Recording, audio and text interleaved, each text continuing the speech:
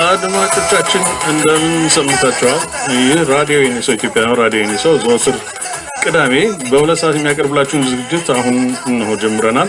በዛሬው ዝግጅታችን መቼም አዲሱ ዓመት ነው። አዲሱ ዓመት ባለፈው ዓመት ሰርጎ ገብቷል እና መለስ ብለን ኦፍኮርስ ያለፈውን ዓመት ዋና ዋና ዜናዎችን ለመቃኘት ሞክራል። በዋነኛ ደረጃ በሜን ኒውስ ደረጃ የሚቀመጠው ኦፍኮርስ በአስመራ ውስጥ የተቀመጠው አሁን ተቀማጭነቱ የመሪነት ተቀማጭነቱ አትሊስት በአስመራ የሆነው ግንቦት ሰባት ወደ አሜሪካ ወደ አስመራ መግባቱን ነው እና ብዙ ነገሮች ክስተቶች ተከስተዋል። ይህን አስመልክቶ እንደምታውቁት ባለፈው ሳምንት በጣም እጅግ አስገራሚ በሆነ መልኩ የተፈጠረው የጥምረት ማለት አስመራ ባስተናበረው መልኩ ያሰለጠኗቸው የቲፒዲኤም መሪ የነበረው አቶ ሞላ አስገዶም አስመራን ጥሎ ወደ ኢትዮጵያ ማቅናቱን ኢትዮጵያም ደግሞ አስገራሚ በሆነ መልኩ የአስመራን ወታደሮች ተዋግቶ ድል አድርጎ መግባቱ ብዙን ሰው አስገርሞ አስደንቆም ነበር። በእውነት ይዟቸው የገባቸው ወደ 600 የሚሆኑ ሰዎች ናቸው። 600 የሚሆኑ ሰዎች የአስመራን ድንበር ጠባቂዎች የኤርትራን ድንበር ጠባቂዎች ድል አድርገው መግባታቸው ብዙዎቹን አስገርሟቸዋል። እውነት በጣም የሚገርም ነገር እኮ ነው። የሚገርም ነገር ነው የተሰራው ስራ፣ የሚገርም ነገር ነው። መጀመሪያ መሪነት ላይ የተቀመጠው ሰው ይህን ያህል ፎርስ እዛ አካብቶ በእንደዛ አይነት ፎርስስ ብርታት ጥሶ መግባቱ ነው። ይሄ ሊሆን አይችልም እያሉ የሚከራከሩ ሰዎች አሉ። በኢሳት በኩል የቀረበውን አናሊሲስ አዳምጬ ነበር። ኢሳት ኦፍኮርስ የአስመራ አፈሙዝ ሆኗል።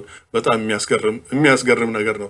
ስንት ድንቅ ስራ የሰሩ ልጆች፣ ስንት በጣም አስደሳችና አስገራሚ ዜናዎችን የሰበሩ ሰዎች ደግሞ በአሁኑ ጊዜ በእውነቱን ለመናገር አይደለም በኢንተርኔት ላይ ተገባችሁ የኢንስታንት ኒውስ ከኢትዮጵያ ለመስማት ተፈለጋችሁ የኢትዮጵያ ያሉ ወጣቶች ወዲያው በኢንተርኔት ላይ እንትን ይላሉ ያወጡታል። የዲሞክራሲ ፔጅ ተገባችሁ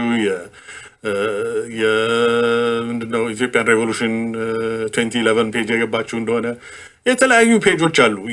የኢንስታንት ነው ምላቸው በኢሳት ሬዲዮ ተተርጎ ወይም በቶማስ ተስፋ ወይም ደግሞ በሬዲዮ የኔሰው ወይ በሌላ ተተርጉሞ ሳይሆን ኢሚዲየትሊ። ግን ችግሩ ምንድነው? እኛ ኮንቪኒየንት በሆነ መልኩ እናቀርብላችኋለን። that's about the only difference እንጂ ዛሬ ሰው ነው ኒውሱ።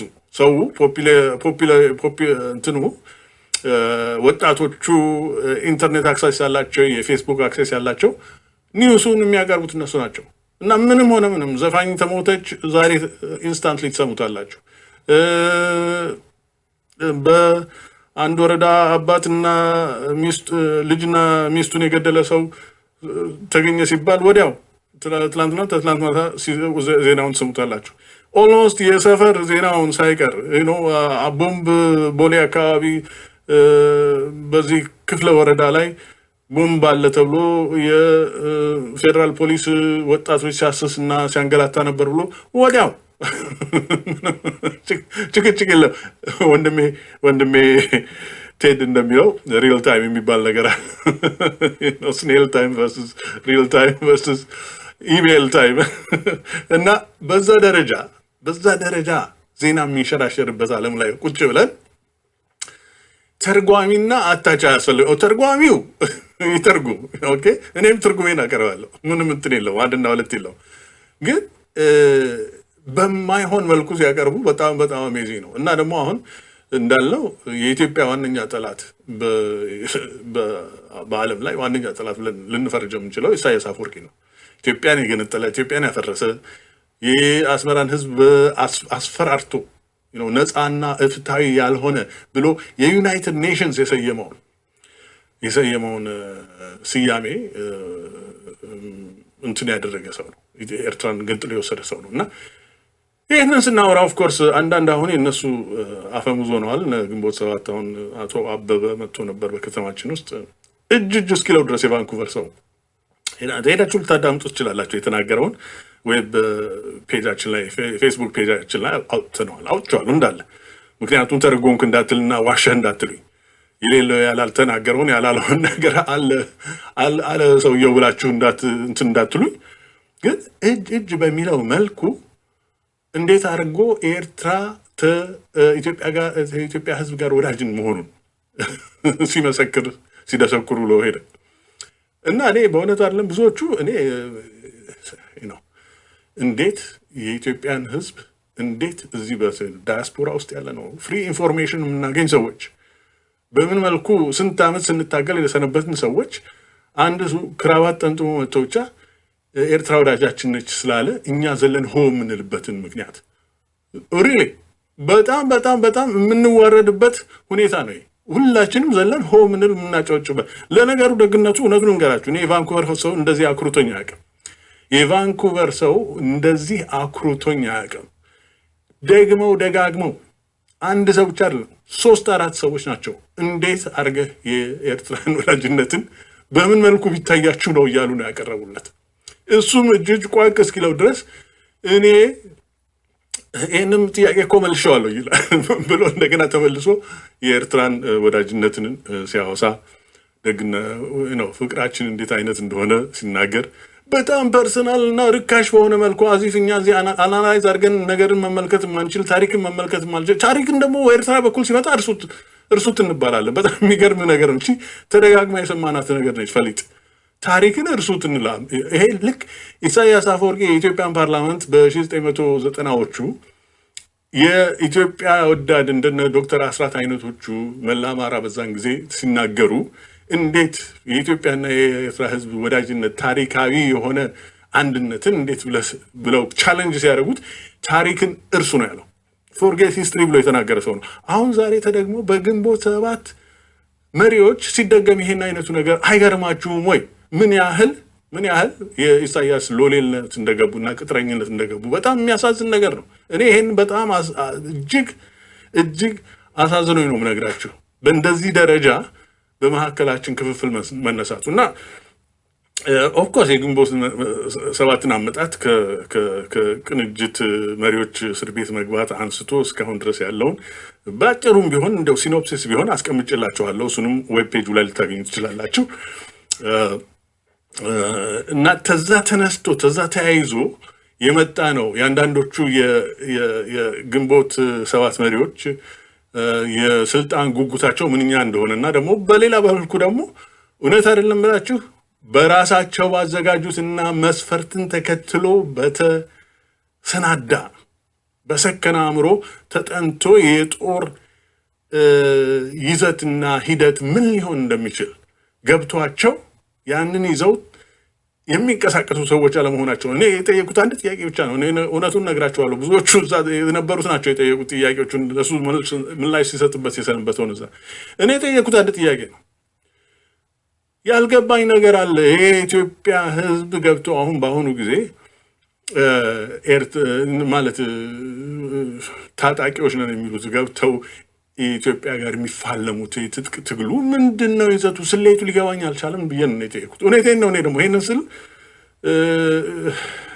የጦር ስልትና ዘዴዎች አይዶን ነው ካለፈው ሳምንት ዳሰሰ ነው እንደሆነ ግን ከጥንት የሄድን እንደሆነ የጦር ፍልስፍናና ምክንያት፣ የጦር ይዘት፣ አሰላለፍ፣ የኃይል ሚዛን፣ ብቃት፣ የጠላት አቋም፣ የወዳጅ አቋም፣ የአላያንስስ እነዚህን ነገሮች የሚዳስስ እና የሚመረምር ዛሬ አይደለም የጻፈው። ክብራት የተጻፈው በኤጅ ኦፍ ፐሪክሊስ ቱሲዲዲስ የሚባለው ጀነራል የአቴኒያን ጀነራል ብራሲዳስ በሚባለው ጀነራል ድል ተደርጎ ጦር ሜዳ ላይ የፔሎፖኔዥያን ዎር ይባላል። የ30 ዓመት የፈጀ ጦርነት ነበር በአቴንስ እና በስፓርታ በኩል። ያንን ጦርነት አስታኮ የጻፈው ጽሁፍ ስለ ጦርነት ፍልስፍና እስከ ዛሬ ድረስ የሚነበብ ነው በዩኒቨርሲቲዎቹ። እኔም ተማሪ እያለሁ ያነበብኩት ነገር ፖለቲካል ሳይንስ ትምህርት ሳጠና ያጠናሁት አንዱ የ3ኛ ዓመት ንባብ ተብሎ የተሰጠንና ያጠና ነው ነገር ነው። የጦር ፍልስፍና ቀላል ነገር አይደለም። በብዙ መልኩ ተጢኖና ሚዛናዊ የሆነ አስተያየት ይዞ ሰው የሚገባበት ነገር እንጂ ጦርነት ዘው ብሎ በአድቬንቸር አድቬንቸሪዝም የሚሏት ነገር ደግሞ በ1970ዎቹ በእኛ ኤክስፒሪየንስ ያየናት ነገር አለች። ጦርነት ውስጥ እንገባለን፣ እንፈነቅላለን መንግስት ተብሎ ስንት አይነት ነገር ስንት ቀይ ሽብር ምናምን የተፈጸመበት ነጭ ሽብር ብዙ አይነት ነገር የተወጣ ነው። የራሳችን ኤክስፒሪየንስ እንግዲህ ከቱሲዲድስ አንስተን እስከ ራሳችን ኤክስፒሪየንስ ድረስ መተን ልንወያይበትና በአንክሮ ልንመለከተው የሚገባ ነገር ነው። ዝም ብለን ዘው ብለን በየዩኒቨርሲቲዎች ውስጥ ተወሻሽቀን በየአውሮፓ ውስጥ ተጋድመን በአስመራ 500,000 ብር ልገሳ ተቋቁመን ተደራጅተን ተዝናንተን ኦኬ እዛ ተፈላጊ ናቸው የሚባሉትን መስፈርቶች ሳናሟላ ወይ የሽምቅ ውጊያ የገሪላ ወርፌር ነው የምናካሄደው ብለን ቤስ ኤሪያዎች ፈጥረን ህዝቡን አስተማምነን እምነት በህዝቡና በእኛ መካከል ፈጥረን ሊብሬት አድርገን አንዳንድ ዞኖች ኢኮኖሚክ ሪያሊቲው እየተካሄደ ሰው ስንቅ እያቀበለን አብሮን እየተዋጋ እንደዛ አድርገን የረጅም የሆነ የፕሮትራክትድ የሆነ ትግል ስልት ላይ ነው የተሰማራ ነው በሚል ስሌት አይደለም።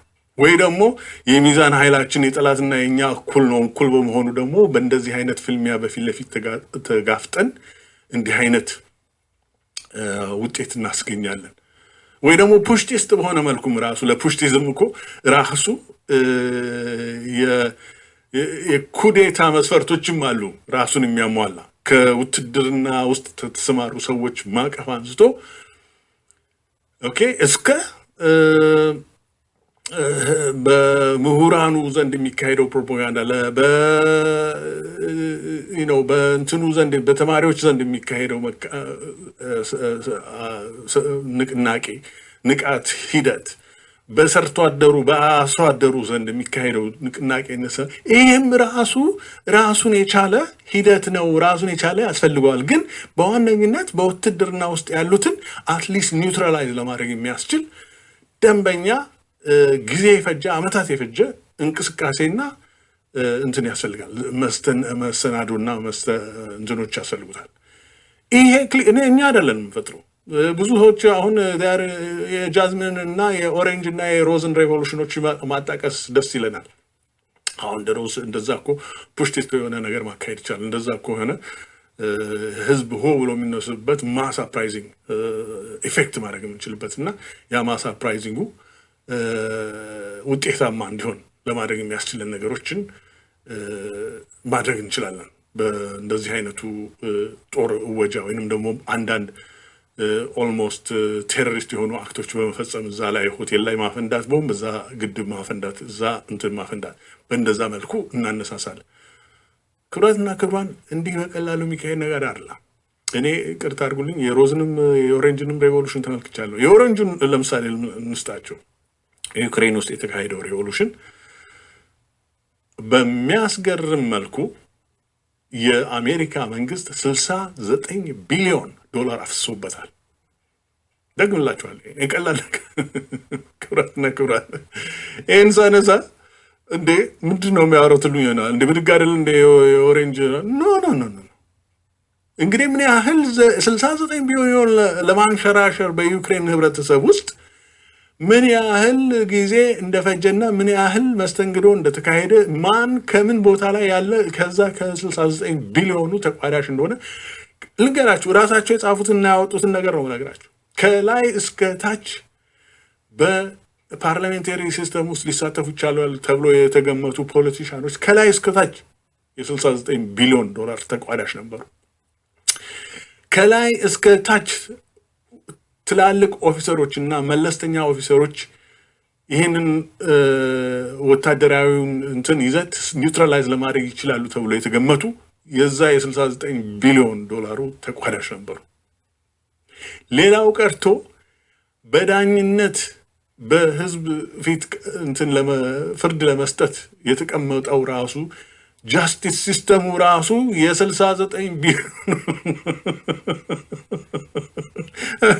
እኔ የሚገርም ነገር ነው። ያለንበትን ዓለም አንርሳ። እነዚህ ሰዎች ግሎባሊዝም ሲያወሩ የእነሱን ሪች እንጂ የሚያወሩት የእኛን እንትን አይደለም፣ የእኛን ተሳትፎ ወይንም ደግሞ የእኛን ፍላጎት አይደለም ኢንኮርፖሬት ለማድረግ የተነሱት። የራሳቸውን እነሱ ራሳቸው በመሰላቸው መልኩ ሊያስተናግዱት የሚችሉትን ነገር ሚኔራሎች ተፈለጉ ሚኔራል ሊወስዱ የሚችሉበትን መንገድ እንደዚህ የተለያዩ ነገሮች የራሳቸውን ኢንትረስት ሊያስከብሩባቸው የሚችሉባቸውን ነገሮች ነው የሚያሰናዱት እና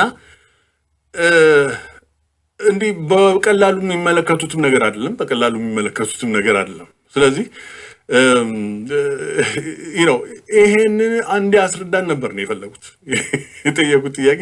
ሪሊ ደግሞ እውነት ለማወቅ ስለጓጓው ነው። ምክንያቱም በትልቅ ጉጉትና በከደከና በትልቅ ዘራፍነትና በትልቅ ኢሞሽን አሁን እዛ ዲሲ ምናምን የተካሄደውን ያያችሁ እንደው እዛም ቢሆኑ 100 የሚሆኑ ሃርድ ኮሮች ናቸው እኮ ያዙን ልቀቁኝ ብሎ 70 ሺህ ብር ያወጡት እውነት ሰው ቢደግፋቸው እውነት የሰው ድጋፍ ቢኖራቸው 70 ሺህ ብር አይደለም። ከዲሲ ፖፑሌሽን 70 ሺህ የዲሲ ፖፑሌሽን 300 ሺህ የሚገመት ፖፑሌሽን ያለው ወደ ቨርጂኒያ፣ ኖርት ካሮላይና፣ ሜሪላንድ እዛ በጠቅላላ አካባቢ ያሉ ሰዎች ወደ ብዛታቸው በጣም ሰፊ ነው።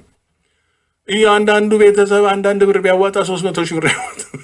ክብራትና ይሄን ያህል ድጋፍ ያላቸው ሰዎች ቢሆኑ ነው ማወራችሁ። ሃርድ ኮሮች 200 አሉ የማይቀሩ እነሱ 200 ነው እንግዲህ እቺ 70 ሺህ ብር እንተዋጣው 270 ሺህ ብሩም ራሱ መዋጣቱ የሚገርም ነገር ነው። እንደው 200 ሃርድ ኮር ቢሆን ኖሮ እንደው አንዳንድ ሺህ ብር እንኳን ቢያዋጣ ሃርድ ኮር እኔ ላመንኩበት ኮዝ እንደዛ ለቆንኩለት ኮዝ እውነቴን ነው። 1 ሺህ ብር ትንሽ ነገር ነው ለኔ። እንደው ከልጆቼን ጉሮሮ ነጥቄ ቢሆን ያቺ 1 ሺህ ብር መስጠት እችላለሁ። 200 ሺህ ብር እንኳን ቢያዋጡ በዛ 100 ኦኬዥን ላይ you can say ኦኬ። ግን ያንንም ያህል እንትን ያለበት አይደለም። 1-2 ልጆች ናቸው 10-15 ሺህ ብር ያዋጡ። በእንደዛ አይነት የተዋጣ ገንዘብ ነው የምንነጋገር ያለ ነው 70 ሺህ ብር የደረሰው እና እኔ ሚኒማይዝ ለማድረግ አይደለም የእነዚህን ልጆች ዴዲኬሽን እና እንትን ለማለት አይደለም። ግን ሰርትንሊ ማይኖሪቲ ናቸው። በማይኖሪቲ ደረጃ ድጋፍ ያላቸውን ሰዎች በሚዲያ ሀዊታ እና በሚዲያ ስል ደግሞ ኢን ፓርቲኩላር ኢሳትን ነው ገብተው ኢሳያስን ሪሃቢሊቴት እያደረጉ የሰነበቱ throughout the years። ኢቭን ያቀዥቃዣ የምንለው ሰውዬ ኤልያስ ክፍሌ አሁን አደብ ገዝቶ ተመልሶ ስህተቱን ሬኮግናይዝ ያደረገ ሰው ነው። ከኤርትራ ምንም ነገር አይገኝም እያለ እንደዛ እሱም እጅ እያነሳ የገባ ሰው አልነበረም እንዴ? እኛ ስንጮህ በዛም በኤልያስ ክፍሌ ዘመን ኧረ እንደዚህ አትበሉት ልጅ ስንባል አልነበረም እንዴ? ሻትዳውን አልተደረግንም ነበር? በዛን ጊዜ ተደርገናል። ያን ጊዜ ለማጋለጥ የበቃንበት መቼ ነው? እኛ አልቻለም ነበር። የሚዲያው ተዛ በኩል የሚሰነዘርብንን ዊስታንድ ለማድረግ አልቻለም። እንደው ያሉንን ይበሉን፣ የሰደቡን ይስደቡን። እኛ ሬከርዳችንና ሂስተሪያችን አለ።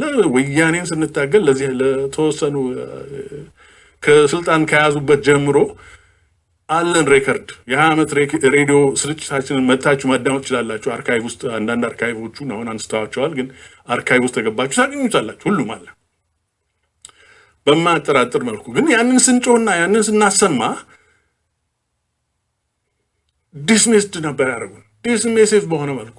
መቼ ነው የተገለበጠው ነገሩ? በ2010 ነው 12 ገደማ ይሄንኑ ጥረት ይሄንኑ የብሔር ብሔረሰቦችን እንቅስቃሴ ተመርኩዞ ኢትዮጵያ እንገባለን የሚል ምኞት በሰሜን አሜሪካ ሲረጭ ግንቦት 7 እኛ ሳንሆን ባንዲራ አጋለጠቻቸው። የኢትዮጵያን ባንዲራ ሲደብቁ ያንን ዝግጅት የሚያዘጋጁ ሰው እኛ ያልናቸው ይሄን ነበር። እባርጉ ኢትዮጵያዊነትን የሚያራክስ ሂደት ውስጥ እየገባችሁ ነው ያላችሁት። ኢትዮጵያዊነትን የሚያራክስ ኢትዮጵያዊነትን ለመደበቅ የሚያስችል ኢትዮጵያ የምትፈረካከስበት በብሔረሰብ የተደራጁ ቡድኖች ጋር መግጠም ማለት ከኤርትራ በኩል ኢትዮጵያን ዲሚኒሽ የሚያደርግ ሂደት ውስጥ እየገባችሁ ነው እያል ነበር የጮህ ነው። አልሰሙንም። ማንም ያዳመጠን የለም። ማንም ሰው ያዳመጠን አልነበረ አንቲል እነ ጀነራል ገልቹ ማነው ከማል ገልቹ ጋር ሲገጥሙ የኦሮሞ ነጻነት ግንባር ጋር ሲገጥሙና ያንንም እያመቻቹ የዚህ የኢሳቱ ፕሬስ ምናምኑ የእነሱ ደጋፊዎች ሆኑ እያመቻቹ በቶሮንቶ፣ በዲሲ፣ በዳላስ በየቦታው የተንሸራሸሩ ሲለጥፉ ነበር። እንዲሆነላችሁ እንዲህ አይነት ድል ሊመታ ነው አሁን በዚህ አይነት ኢትዮጵያዊ የሆነ እውነተኛ ጦር ከሁሉም የተውጣጣ ምናምን ይሄ ሆኑ የሚባለው ነው ያሉት። ኤክሴፕት ድርጊታቸው አጋለጣቸው። ኧረ ተው ኢትዮጵያን እያራከሳችሁ ነው፣ ኧረ ተው ኢትዮጵያን ሊያጠፉ የተነሱ ሰዎች ናቸው፣ ኧረ ተው ይሄ አይረባም፣ የሚረባ አይደለም፣ የሚጠቅም አይደለም ስንል ኢግኖር ያደረጉን። የኢትዮጵያ ባንዲራ አንድ ወንድማችን እዚህ አለ፣ እዚህ ከተማችን ያለ ወንድማችን ከበደ ኃይለማርያም ወደ እንትን ሄዶ ሲያትል ሄዶ ባንዲራ ይዞ ልለጥፍ ሲል ሆል ሚቲንጉ ላይ አይለጠፍም ማለት ይሄ ባንዲራ አይ መሳጣት፣ አይ ገልቱነት፣ አይ ትንሽነት፣ አይ ኢትዮጵያዊነትን ምን እንደሆነ አለማወቅ፣ የአባቶቻችንን ማንነት አለማወቅ፣ አይ ማራከስ። እንዲህ ነው። ባንዲራ ለመስቀል ፈሩ። ምክንያቱም የከማል ገልቹ ተወካዮችና ፓርቲ ተወካዮች እዛ መጥተው ሲናገሩ የኢትዮጵያ ባንዲራ በተሰቀለበት የእነሱ እንገነጠላለን ባዮች እንዳይቀየሙ ያንን ባንዲራ አይተው እግዚአብሔር ያሳያችሁ። እንዲህ አይነት ሁኔታ ፌኖሜና ነው የተፈጠረ። ያቺ ፌኖሜና አጋልጣቸው ከዳር እስከ ዳር ሽው ብለው ወዲያው ሳምንት ነው 2 ሳምንት በማይሞላ ጊዜ ውስጥ ድራሻቸው ነው የጠፋው። ከማል ገልቹም ይኸው የት እንዳለ አናውቅም። እንደዛ አይነት ብትንትናቸው ነው የወጣው። እዛ ደግሞ ኦኤልኤፍ ውስጥ ያሉት ራሳቸው እርስ በርስ ተናክሰው ቁጭ አሉ። ያ ሁሉ የተፈራረሙት ያ ሁሉ ሽርሽር ከዳር እስከ ዳር ኖርት አሜሪካ፣ አውሮፓ ምናምን ስንትና ስንት ፕሪንት አፕ እያደረጉ ዌር ኢዝ ኢት ናው? ክብራትና ክብራት የት ነው ያለው? የት ነው ያለው? አይደለም እንዳለ ጠፍቷል። ቶሮንቶ እኩል ለጠፉት። የቶሮንቶቹ ደግሞ ከዚህ የባሰ ነው። እነዚህ ነበቁ። አንለጥፍም ነገር አናስለጥፍም ብሎ ተከራከሩ። ለኢትዮጵያ ነፍስ አገር አድን ጥሪ የኢትዮጵያን ባንዲራ ለመስቀል ፈሩ። የቶሮንቶቹ የኢትዮጵያን ባንዲራና የኦኤልኤፍን ባንዲራ እኩል ጎን ለጎን አድርገው ሰቀሉት። እዚህ ራሳ ይሄ የትኛው ይብሳል? ኢትዮጵያን የምታህል አገር ባንዲራና የተገንጣዮች ነን ብለው የተነሱ ሰዎችን ባንዲራ በእኩል ደረጃ አስቀመጡት። ይህን ያህል ነው ኢትዮጵያዊነት የተራከሰው በዚህ እንቅስቃሴ ምክንያት ነው የምላችሁ። ይህንን መርሳት የለብንም። ኤኒዌይ ለማንኛውም አሁን ወደ እዚሁ ወደ መጣው እና ወደ ቀረበው ይዘት ውስጥ ስንገባ የመርነውን በትጥቅ ትግሉ ጥያቄ ላይ ያነሳሁትን ጥያቄ ሲመልስ ወንድማችን የተናገረው ነገር አስመልክቶ ነው። በጣም የሚገርም ነገር ነው እና ትግሉ ሁለገብ ነው አለ። ሁለገብን በጣም የሚወዳት ነገር ነው። በጣም ሁለገብ ማለት በየትም ቦታ ለማደናገሪያ ወለቴን ነው ከሆነ እኔ እንደው ብስቅ ዝም ብዬ ለመገልፈጥ አይደለም፣ እውነቴን ነው። በጣም አስገርሞኝ ነው። መናደድ ሲበዛ ያስቀኛል፣ ምን መንገብገቤ ይጎዳኛል ብሏል ድሮ ሳቱ ተሰማ የሚባል ዘፋኝ ነበር። መናደድ ሲበዛ ያስቀኛል፣ ምን መንገብገቤ ይጎዳኛል የሚል ዘፈን ነበረችው። ኤኒዌይ ይሄንን ሳነሳባችሁ ከምሬ ነው የምለው፣ ከምሬ ነው። እንትን ብሎ ነገር የለም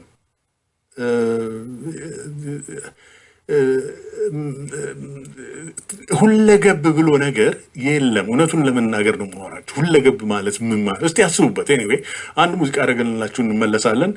የምታዳምጡት በሲኤፍአር 100.5 የሚተላለፍላችሁን የራዲዮ የሰው አመለካከት ዝግጅት ነው። ዛሬ ሰፋ አድርገን ነው የምናቀርብላችሁ እሱን ዝግጅት፣ ምክንያቱም እውነት ሲሪየስ የሆነ ነገር እየተካሄደ ነው። በዜና መልክ ደግሞ አንዳንድ ክስተቶች የተከሰቱ አሉ ተብሎ ኩዌስችነብል በሆነ መልኩ፣ ምክንያቱም ከኢህአዴግ ዘንድ የወጡ ነገሮች ናቸው። እነሱን እስክናረጋግጥ ድረስ ኦፍኮርስ ሆኗል አንልም፣ ግን 200 የሚሆኑ ሰዎች በኡምሃጀር የተባለው የሱዳን ከተማ ጠረፍ አካባቢ ላይ በኤርትራ ውስጥ 250 የሚሆኑ እስከ 250 የሚገመቱ የቲፒዲኤም የአስገዶም ተከታዮች ትጥቅ አንፈታም ብለው ትልቅ ጦርነትና ውጊያ በኤርትራና በእነሱ መካከል መካሄዱን ሰምተናል። ይሄ እርግጥ ይሁን አይሁን በመጪው ቀናት እናያለን። በኢንተርኔትም ተከታተሉን፣ ዌብ ፔጃችን ላይ እናወጣለን፣ ፌስቡክ ላይ። ምክንያቱም እዛም ያለው ጫጫታ ብዙ እነዚህ የግንቦት ሰባትና የኤርትራ ደጋፊዎች የሻዕቢያ ደጋፊዎች ትንሽ እያደፈረሱት ነው እንትኑን ሪል ኒውሱን። እኛ በኢትዮጵያዊነት ነው የኔ ወንድሞች እዛ ያላችሁን ነገር ልንገራችሁ። እናንተን በጣም ነው እንወዳችሁ፣ ወንድሞቻችን ናችሁ፣ እህቶቻችን ናችሁ። ግን የተሳሳተና አጥፊ ሂደት ውስጥ ገብታችኋል። ይሄንን ሬኮግናይዝ አድርጉ ነው የምንላችሁ። የተሳሳተና አጥፊ ሂደት ውስጥ ግንቦት ሰባት የሚባለው ድርጅት ከ2008 ጀምሮ ከመጣ ወዲህ 2010 ላይ ኢሳትን የፈጠሩትና በኢሳት ውስጥ የነበሩ ሰዎችን ደግሞ ካባረራችሁ ወዲህ ኢሳት ውስጥ ያላችሁ ፍጹም የኢትዮጵያን አንድነትና ምንነት አንደርማይን የሚያደርግ ሂደት ውስጥ እየጨመራችሁት ነው። እንዴት አድርጎ ከኢትዮጵያዊነት የተነሳ ወጣትና ወንድሞቻችንና እህቶቻችን እዚህ ደረጃ ሊገብታቸው አገር ከገነጠልና ኢትዮጵያን ማጥፋት አለብን፣ ኢትዮጵያ ሆምወርክ እንሰጣለን ምናምን ያሉ ሰዎችን ደግፋችሁ ልትንቀሳቀሱ ቻላችሁ ነው የኛ ጥያቄ። እንዴት እዛ ደረሳችሁ? እንዴት? በማን አራጋቢነት? ውጭ ሀገር ባለ ወታደር በሌለው ተከታይ በሌለው ውጭ ሀገር በተፈጠረ ፓርቲ አማካኝነት ሜዳ ላይ እግር የሌለው ፓርቲ አማካኝነት የትጥቅ ትግል ምን እንደሆነ ዲፋይን ለማድረግ የማይችሉ ሰዎች ፓርቲ ነው። እሱን ተከትላችሁ ነው እንደዚህ አይነት የአገር አጥፊ ኢትዮጵያዊነት አጥፊ እንቅስቃሴ ውስጥ የገባችሁት። ራሳችሁን ጠይቁ ነው የምንለው። ይሄ ቀላል አይደለም ነው። ራሳችሁን ጠይቁ። እኛ ወያኔን ገና ለገና ወያኔ ስለተፋለመ ኤርትራን አሁን ወያኔን ደገፋችሁ ተብለን እንወቀሳለን ብለን አፋችንን ለመያዝ አንችልም። ኤኒ ሎንገር ብዙዎቻችን በትዕግስት ዝም ብለን ነበር። ግን አሁን ትዕግስታችን አልቋል። በእውነቱ የኔ ትዕግስት አለቀ፣ ዘመን የለው። ግን አሁን በቫንኩቨሩ ስብሰባ ላይ የታየው ነገር ቢኖር ምንድን ነው? አንድ ባንዲራ ያውለበለበ ሰው አልነበረም። አንድ አፕሎድ ሰውየውን አቋርጦ በተናገረው ነገር እንደው ልቡ ተመስጦና በጣም ደስ ብሎት አፕሎዝ ያደረገ ሰው የለም። ንግግሩን አቋርጦ የሰውየውን አንድ ሰው ያለ የነበረው ነገር ቢኖር ነው በቫንኩቨር ሚቲንግ ላይ ጥያቄ በጥያቄ በነገራችን ላይ አውጥቼዋለሁ። እንትኑን አሁን የፈርስት ፓርቱን አውጥቼዋለሁ። ሰከንድ እና ተርድ ፓርቲ ቀዳኋቸውም አሉ። እነሱንም አወጣቸዋለሁ አሁን በዚህ ሳምንት ውስጥ። እኔ ዝም ብዬ ቀባጠርክ እንዳልባል ነው የማደርገው ይሄንን። ምክንያቱም ፌር በሆነ መልኩ አድምጣችሁ ራሳችሁ ፍርዱ። እኔ አሁን የምላችሁን ነገር ዝም ብላችሁ አትቀበሉ። ፌር በሆነ መልኩ አድምጣችሁ ፍረዱ ራሳችሁ። ዝም ብለን አይደለም የምናወራው፣ ፌር በሆነ መልኩ። ስለዚህ የሬዲዮ ዩኒሶ ኢትዮጵያ ፌስቡክ ፔጅ ላይ ገብታችሁ ልታዳምጡ ትችላላችሁ። ኤግዛክትሊ የተናገረው እንዴት አድርጎ ዲፌንድ እንዳደረገ ኤርትራን እንዴት አድርጎ ተመልሰን እንመጣበታለን። አንድ ሙዚቃ እናዳምጥና ትንሽ እረፍት ልስጣቸው።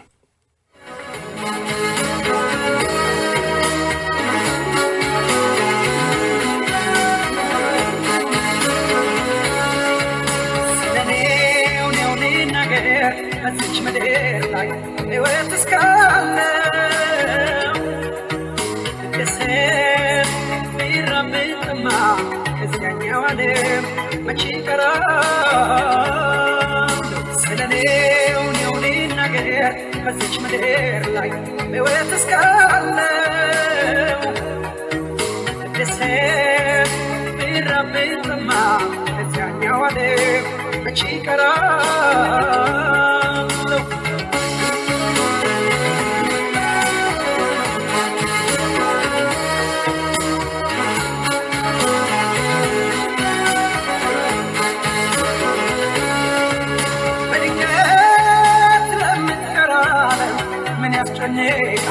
ምን ያስጨንቃል?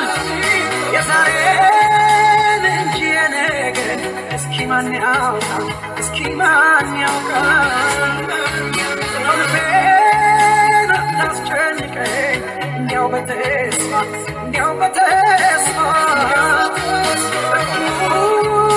ጠዋት ያየሁት ማታ የጠፋ ማታ ሲጠፋ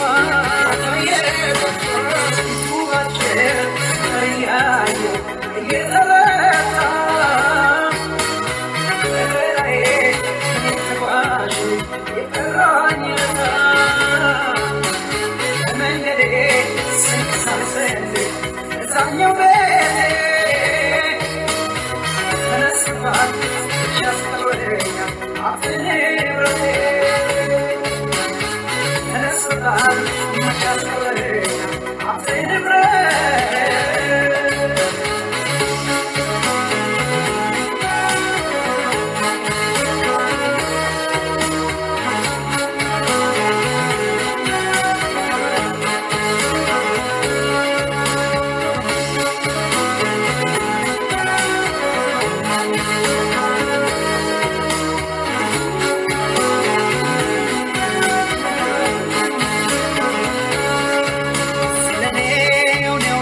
ነገር በዚች ምድር ላይ ሕይወት እስካለው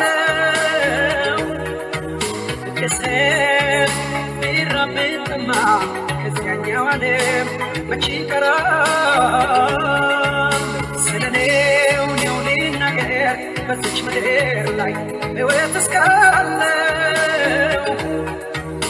ከሰብ ቢራብጥማ ከዚያኛው ዓለም መቼ ይቀራል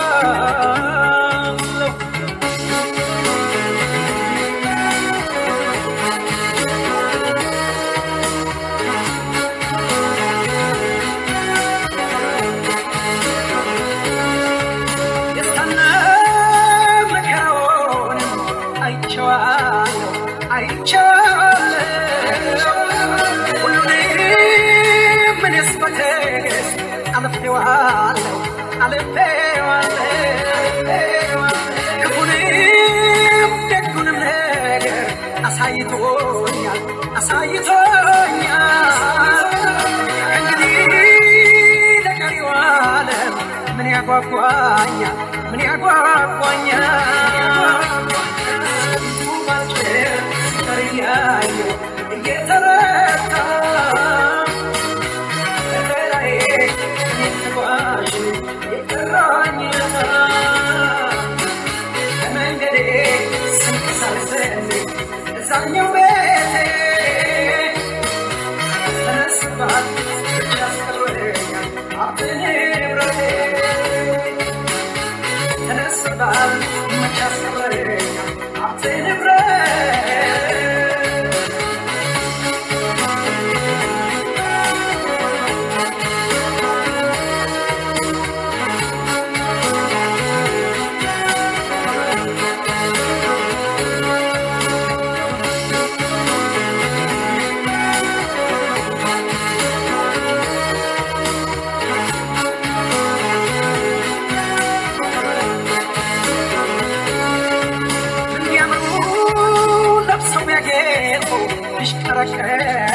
ይሽከረከሩ በተስፋ ቆመናል ከንቱ እዚያ ላይ ቀሩ ባዳነው እንዳማራይ ነው ገናም ይከዳል አፈራን ስትወዳ ያለማምዳል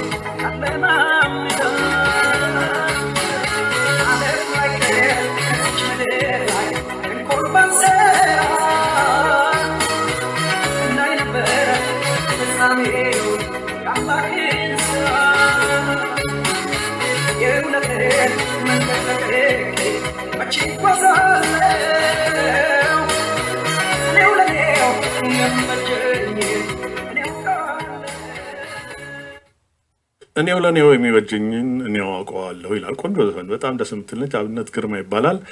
መቼ እቀራለሁ የሚል ዘፈን የዘፈነው መቼ እቀራለሁ በጣም ደስ የምትል። አድማጮቻችን የምታዳምጡት በሲኤፍአርኦ 100.5 የሚተላለፍላችሁን የራዲዮ የኔ ሰው ዝግጅት ነው። አሁን ደግሞ ወንድማችን ጳውሎስ ከቅድስት ማርያም ቀርቤ ቅድስት ማርያም ቤተክርስቲያን ብሮድዌይ እና ኪንግስዌይ አካባቢ የሚገኘው ቤተክርስቲያን በስልክ ላይ ይገኛል። ጤና ይስጥልኝ ወንድሜ ጳውሎስ አለ ስልክ ላይ? or did I lose you somehow? ሄሎ ጳውሎስ ጤና ይስጥልኝ። ጤና ይስጥልኝ ቶማስ እንደምን አለ? አለን ይመስገን እግዚአብሔር ይስጥልኝ። እሺ ምን ማስታወቂያ ነበረ ነው ልክ? አጭር ማስታወቂያዎች አሉኝ እንደ 2 ደቂቃ ነው ማክሲማም ቢፈጅ ብትፈቅድልኝ። እሺ ፕሊዝ። ጥሩ እንግዲህ ቶማስ እግዚአብሔር ይስጥልኝ። ማስታወቂያው ቤተክርስቲያንን በተመለከተ ነው። ቀጥታ ወደ ማስታወቂያዎቹ እሄዳለሁ። ከግሼን ደብረ ከብሬ ማርያም ኢትዮጵያ ኦርቶዶክስ ቤተክርስቲያን ነው። እንኳን ከዘመነ ሉቃስ ወደ ዘመነ ዮሐንስ በሰላም አሸጋገራችሁ ይላል። የሚቀጥለው ዋናው ማስታወቂያ ይሻገራለሁ።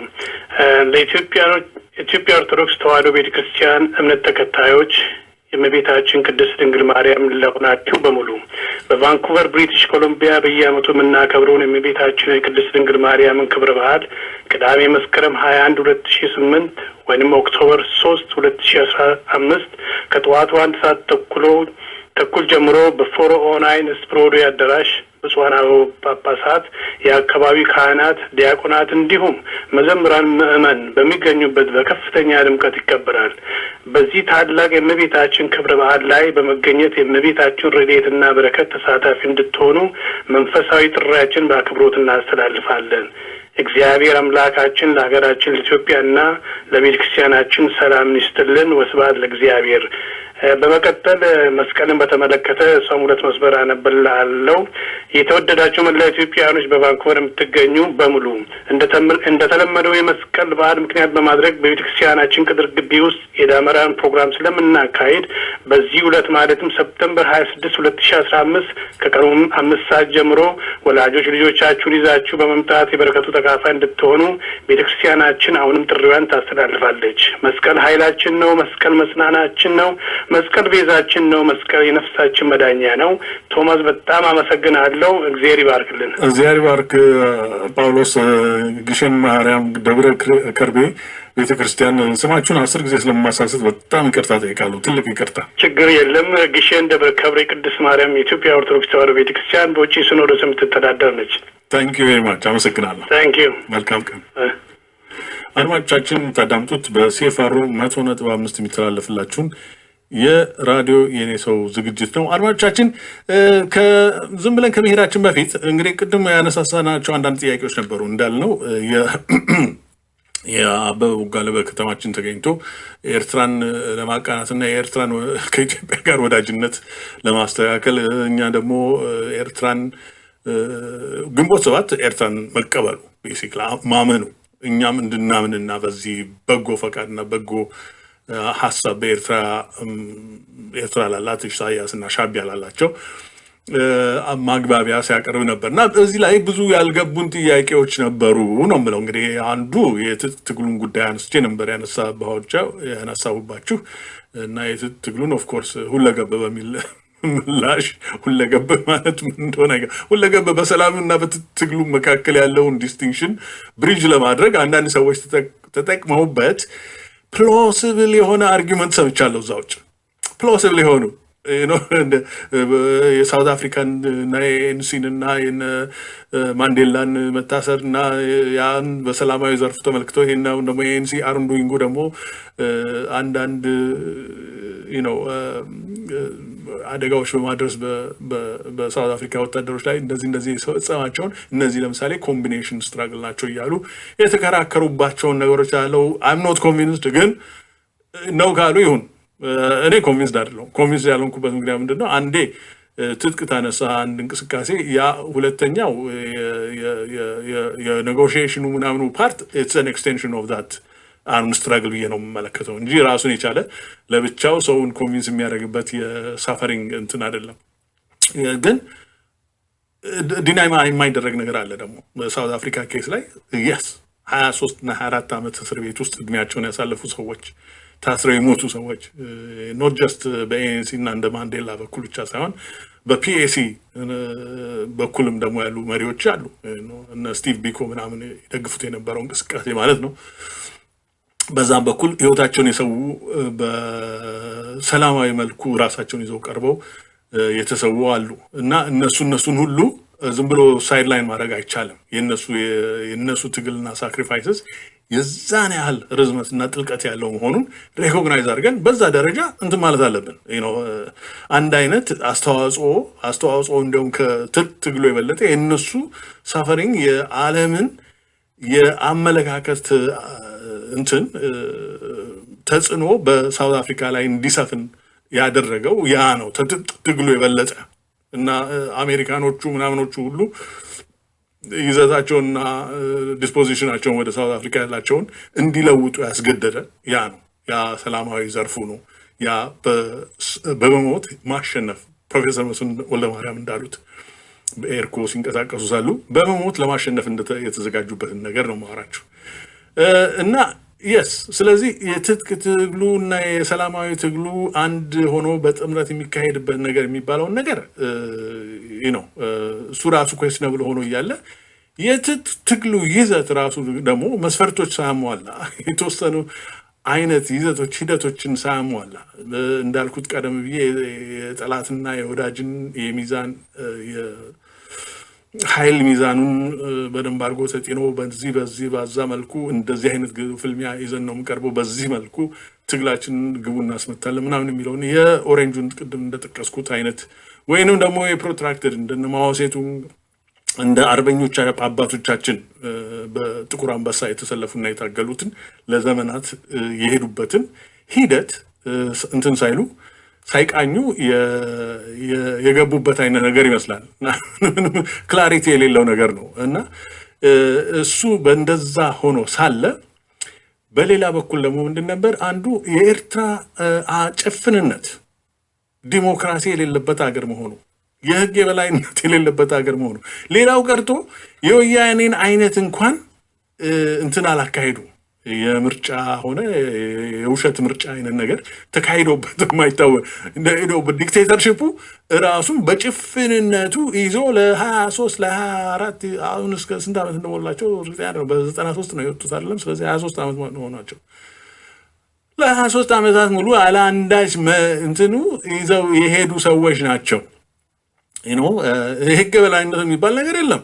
ሳዋ የሚሄዱ ለስልጠና የሚገቡ የ2 ዓመት ሰርቪስ አላቸው የሚባሉ ወጣቶች እዛ ገብተው እስከ እድሜ ይፍታህ ነው እዛ እንደተገባ ሳዋ አለቃ እዛ ያለው በቃ ብሎ ካልመለሰ በስተቀር መነቃነቅ የማችልበት አይነት ሁኔታ እዛው ቁጭ እንዳልከት እንደተተከለ ጉቶ ብቻ መቀመጥ ነው።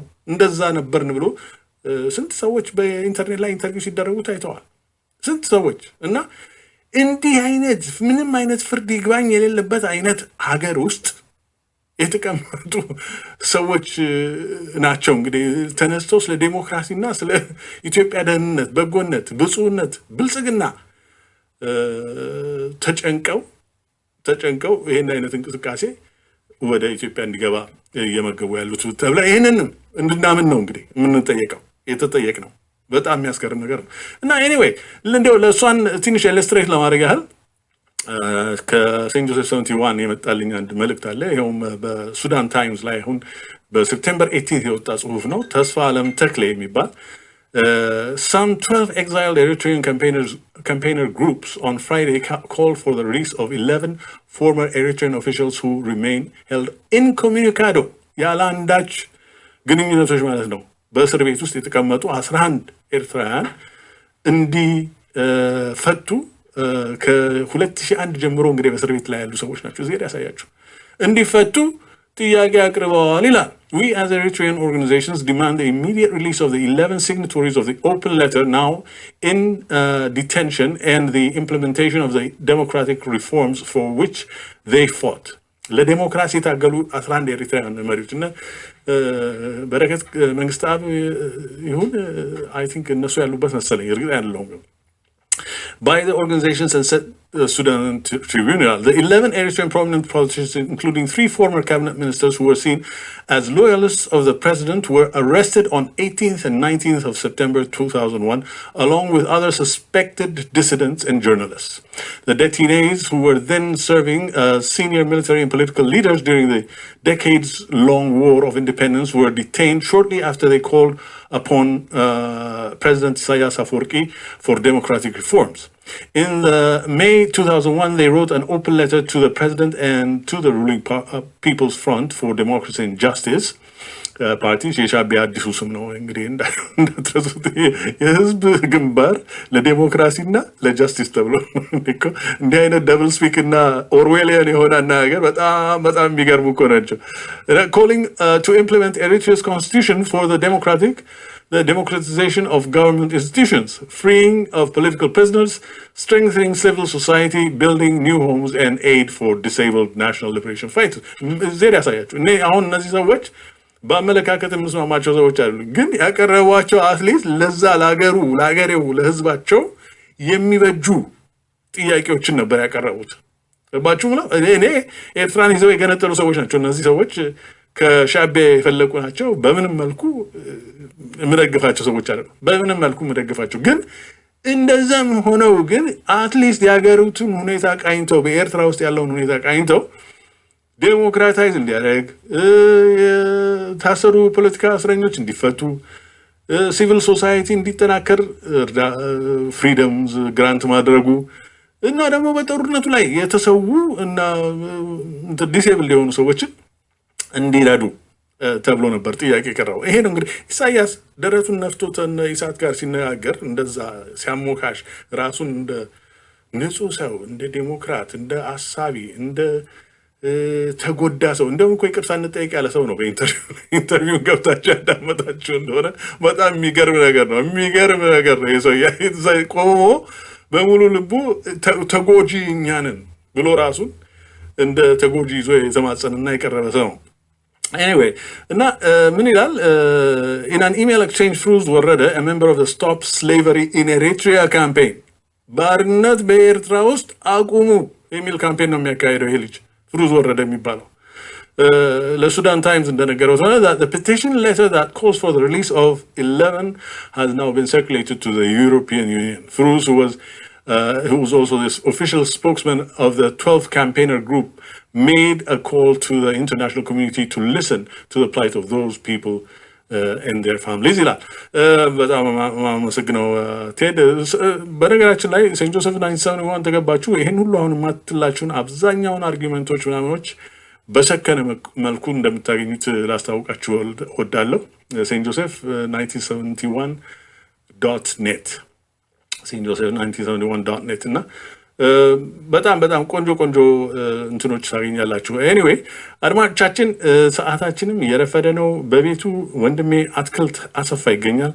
ሰላም አትክልት እንደምን አለ? እንኳን ደህና መጣ።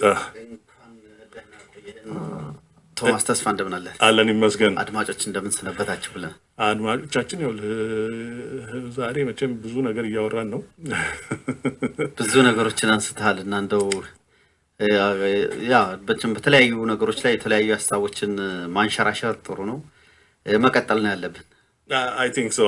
አትክልት መቼም ቀላል ነገር አይደለም። አንተም ለየት ያለ አስተያየት ሊኖር ይችላል። አይ ነው በተለይ አሁን በግንቦት 7 አርበኞች ግንቦት 7 ባደረገው ስብሰባ ላይ ያው ያንተን እይታ ቆልጭ አድርገህ አስቀምጠሃል። ቆንጆ ነው እና የታዩ ነገሮች ምንድናቸው? እኔ እነኚህ ሰዎች ሪስክ ወስደው በቃ ይቺ ሀገር ሰላምና ዲሞክራሲ ሊሰፍንባት የሚችለው ግንቦት 7 አርበኞች ግንቦት 7 ኃላፊነቱን ወስዶ ህይወቱን ሊሰው እዚህ ቦታ ላይ ተቀምጠን ነፃ ልናወጣት ኢትዮጵያን እንሄዳለን ከሚል አንፃር ይመስለኛል እዛ ቦታ ውስጥ የመረጡት። ከምን አንፃር መረጡት? እንዴት አድርገው መረጡት? አቶ አበበ ቦጋለ አይ ቲንክ ክሊር አድርጎ ያስቀመጠው መሰለኝ ስብሰባው ላይ እና አትክልት ሪር ያስፈልገናል ነው። ሌላ አማራጭ የለንም ነው። እሱን ብቻ ሳይሆን እኛ እሱን መርጠናል ነው። እኛ እሱን መርጠናል። ሌላ አማራጭ ኖሮ ቻሌንጅ የሚያደርግ አማራጭ ከመጣ እኛ ያንንም ጊቭ አፕ ለማድረግ ዝግጁ ነን። እኛ ግን አማራጭ ብለን የያዝነው ይሄንን ነው። አሁን ባነሳናቸው ጉዳዮች ላይ አሁን በዲሞክራሲ ሂደት ላይ በምናምን ካነሳናቸው ኦፍ ኮርስ ሻቢያ እኛም እናውቃለን፣ እነኚህም ሰዎች በግልጽ ያውቃሉ ሻቢያ ዲክታተር መሆኑን በደንብ የሚያውቁ ግን እነሱ ይሄንን አልተናገረም። ይሄንን ያንን ግምገማ ለማድረግ ይሄ ድርጅት እዛ ውስጥ አሁን ለምሳሌ ዲሞክራሲያዊ አገር ሆኖ አይደለም ሱዳን ወያኔን ሲረዳ የነበረው ወይም ደግሞ ሻቢያን ሲረዳ የነበረው ጨቋኝ እያለ ነው የሱዳን መንግስት ግን ለድል እንዲበቁ ሁኔታዎችን አመቻችቶላቸው እና አትክልት ምንድነው ዋናው ነገር እነዚህ ሰዎች እዛ ገብተው እንደዚህ ብለው አልተናገሩም። ከተጠየቁ ጥሩ ነበር። ማናይ ቆመሽ ዚያርን ታሚያለሽ ነው ጥያቄው። ይሄንን አሁን እንግዲህ በኦፊሻል በሆነ በኩል ነው የምናየው ማለት ነው። እሱ ግን ሰውየው ተጠይቆ ይሄ ጉዳይ ላይ እንዴት ታያለህ ተብሎ መጠየቅ ነበረበት። ቢጠየቅ ምናልባት የራሱን ምላሽ ሊሰጥ ይችላል። ግን ያ ምንድነው ለውጥ ያመጣው? ለመጠየቅ እድልም አልነበረም። ያንን ለመጠየቅ ሰውየው ኦልሬዲ ክሊር በሆነ መልኩ የሻቢያን ብሩህነት፣ የሻቢያ ዴሞክራሲ መፈለግ፣ የሻቢያ ከኢትዮጵያ ጋር ያላት ፍቅርና ወዳጅነት ምንነትን ቁጭ ነው ያደረገው። ኦልሞስት በምንም መልኩ በዚህ እንኳን ደረጃ ሻቢያ በኢትዮጵያ ላይ ያላትን ዲዛይን ቀለባብሶ ሲያስቀምጠው ማለት አንድ ሰው ቦርደር አስቀምጦ ፍሪ ትሬድ እንዴት ቦርደር ትነሱናላችሁ? ለምን እንትናችንን አትጠቀሙ? ፖርታችንን አትጠቀሙ? እንደዚህ አይነት ጥያቄዎች ለምን ፍሪ ኢኮኖሚክ ግንኙነቶች አይኖሩም? እንደዚህ ለምን ፍሪ ፒፕል መመላለስ አይኖርም። እንዲህ አይነቶቹን ጥያቄዎች አንድ ሰው ቦርደር አስቀምጦ ማንሳት አይችልም። ይሄንን ግን እንደ ጊቭን አድርጎ ነው ሰውየው የተቀበለው። እንደው በሻቢያ ላይ የደረሰ በደል አድርጎ ነው ያስቀመጠው ኦልሞስት። እና የሻቢያ የሚፈልገው ይህንን ነው which is a reasonable አይነት ሪኩዌስት ከኛ ጋር ሊያካሄድ የሚፈልገው። እኛ ከጽንሱ ሻቢያ አገር ገንጥሎ የወሰደ ሰው ነው። ኢትዮጵያውያኖች ናቸው በዛም ሳይድ ያሉት፣ በዛም ሳይድ የተቀመጡ ኢትዮጵያውያኖች ናቸው። ኦፍኮርስ ይህንን ጥያቄ ሲጠየቅ ለምሳሌ ምን አይነት መልስ ነው የሰጠን? መቼም ግንቦት ሰባት በኩል ተቀብለነዋል፣ አገር ነው፣ ራሱን የቻለ አገር ነው። ኤርትራ ማለት የዩናይትድ ኔሽንስ የተቀበለው ነው። ይህ ማለት ግን ደግሞ ለወደፊት እንደገና መገናኘታችን አይቀሬ ነው የሚል አይነት ምላሽ ነው የሰጠው እና ያው ፕራክቲካሊ ሊሆንም የሚችለው ይህንን ለመመለስ ወደ ኢትዮጵያዊነት አንድ አይነት ስሜት ውስጥ ለማስገባት ቅደም ተከተሎችን አስቀምጦ ሲናገር ሰምቼዋለሁ። በዚህ ደረጃ ተነጋግረን መፍታት የምንችለው ነው። ያ እንዲመጣ ግን ወያኔ አገዛዝ መውደቅ አለበት። ይሄም ኢምፖሲብል ነው። ያውልክ መንደርደሪያው የኛ አቋማችን ምንድነው? በማያጠራጥር መልኩ መንደርደሪያው ምንድነው? የሻቢያ ምንነትና ማንነት ራሱን ሊያረጋግጥ የሚችለው በዛ ኤሪያ ላይ እንደኛ አይነቶቹ ሻቢያ ባሻጥር ኢትዮጵያውያንን ገንጥላ ወስዳለች ብለን የምናምን ሰዎች ከወያኔ ጋር በመሻጠር ከወያኔ ጋር በመስማማት የናሽናል ሊበሬሽን ሙቭመንቶች በኢትዮጵያ ውስጥ እንዲስፋፉ በማድረግ እና በማገዝ ይህን አይነት ክስተት ተፈጥሯል። አሁን ደግሞ ያንን ክስተት ወያኔዎቹ ጉልበታቸው በፈቀደላቸው ጊዜ በሻቢያ ሀብት መጋራትና በስግብግብነት ተጣልተው ያው በ1998 ጦርነት ተከሰተ። ያ ክስተትን ያስከተለው ጥላቻና ኩርፊያ በሻቢያና በወያኔ መካከል እኛ እንደገና አዝ መሳሪያ ካነን ፎደር እየተጠቀሙበት የሻቢያን ኢንትረስት ለማንገስ ማለት እንደገና የተለያዩ ብሔር ብሔረሰብ ቡድኖች በሻቢያ አስተናባሪነት እንዲቋቋሙ ተደርገው እነ መስከረማ አታላይ እነ ተስፋዬ ታደሰ የሚባሉ ሰዎች እንዲጠፉ ተደርገው ስብሰባቸው ላይ ሻቢያ ዳይሬክትሊ ጣልቃ ገብታ በዘር እንድትቋቋሙ ብሎ እዛ አንድ እንቅስቃሴ ውስጥ የነበሩ የቀድሞ ኢፒፒኤፍ እንቅስቃሴ ውስጥ የነበሩ የቤኒሻንጉል አባሎች የትግራይ አባሎች ምናምን ተባብለው ተለያይተው የተፈጸመበት አይነት ሁኔታ ነው። ስለዚህ አትክልት ለማንኛውም አምሹር እንግዲህ አስተሳሰብህ ለየት ያለ ነው፣ ግን በእኛ በኩል ያለውን እንዳልኩት አድማጮቻችን በጽሁፍ አስቀምጠነዋል። ገብታችሁ ተመልከቱት ነው እንድትመለከቱት ነው እንጋብዛችሁ። እኔ ቶማስ ተስፋኔ የዛሬው ዝግጅት ይዤላችሁ የቀረብኩት ጉዳዩ የሚያልቅ አይደለም፣ ለወደፊት እንቀጥልበታለን። እንዳልኩት ደግሞ ጦርነቶች የተካሄዱ አሉ፣ እነሱን ሁሉ እንድትመለከቱ ዌብ ፔጁን በሚመጣው ሳምንት በአሁኑ 250 ሰዎች ተዋጉ የሚለውን ይዘንላችሁ እንቀርባለን። እስከዛው ደስ ቶማስ ተስፋኔ ደህና ሰንብቱ።